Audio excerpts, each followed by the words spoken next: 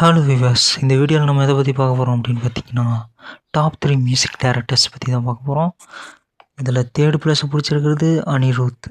இவர் ரொம்ப மாசாக பிஜிஎம் போட்டார். இவரோட பிஜிஎம் எப்படி இருக்குன்னா, நம்ம படத்தில் பார்க்கும்போது அந்த சீனை நல்லா என்ஹான்ஸ் பண்ணிவிடும். அதாவது அந்த சீனை பிரமிப்பாக காட்டுவார், பிரம்மாண்டமாக காட்டுற மாதிரி அந்த மியூசிக் இருக்கும். அது பார்க்க நல்லாயிருக்கும், கேட்குறதுக்கு அவ்வளோ சூப்பராக இருக்கும், மாசாக இருக்கும்.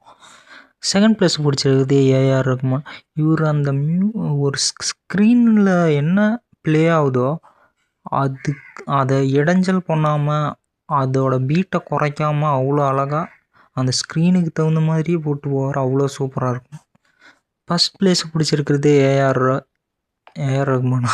ஃபஸ்ட் பிளேஸ் பிடிச்சிருக்கிறது ஹான்ஸ் சிம்மர்.